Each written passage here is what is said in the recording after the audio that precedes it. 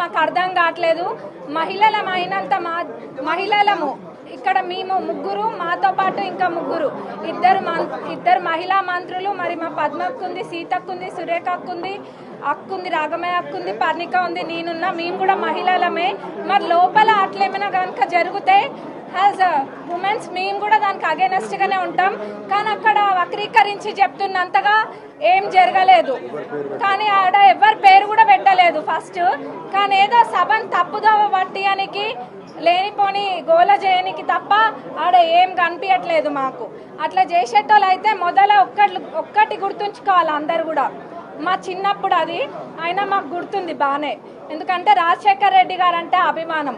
రాజశేఖర్ రెడ్డి గారు చేవెళ్ళ చెల్లమ్మ అని చెప్పి అక్కడి నుంచే కదా పాదయాత్ర మొదలుపెట్టింది.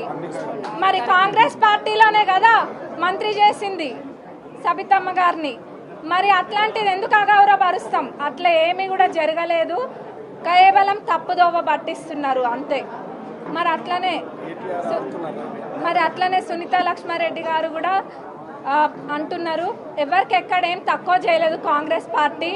మరి ఇందాక అన్న కూడా చూపించిండ్రు.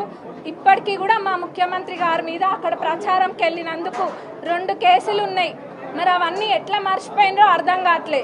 అప్పుడు ఉత్తగా చూసిన మాకే మర్చిపోలేదు. మరి వాళ్ళు అవన్నీ అనుభవించి కూడా ఎట్లా మర్చిపోయినరో తెలుస్తలేదు. ఇప్పుడు కొత్తగా వచ్చిన వాళ్ళకి ఏదైనా మంచిగా 2 మాటలు నేర్పాలి. కానీ ఇట్లాంటివి నేర్పిస్తే రేపటి నాడు అందరూ కూడా వీటిని ఖండిస్తారు. మరి మొన్న మా సీతక్కని పట్టుకొని ఒకళ్ళు అన్నారు ఒక మాట. ఆ రోజు మేము కూడా అట్లనే పోయినామా? అట్లనే పోయి అట్లనే గోల చేసినామా? చేయలేదు కదా. ఎక్కడ కూడా మేము గోల చేయలేదు. ఎందుకంటే మాకు ఒక పద్ధతి ఉంది. కాంగ్రెస్ పార్టీ అంటే ఒక క్రమశిక్షణతో ఉండే పార్టీ కాబట్టి మా హద్దులలో ఇప్పుడు మేము అధికారంలో ఉన్నా కానీ ఒక హద్దు గీసుకొని అక్కడనే మేము ఉంటాము. మొన్న మా సీతక్కని అన్నప్పుడు మేము కూడా చేయొచ్చు కదా. మనం చేసినామా అన్న?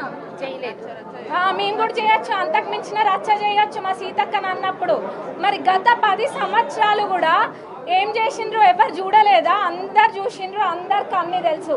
గత 10 సంవత్సరాలు వీళ్ళ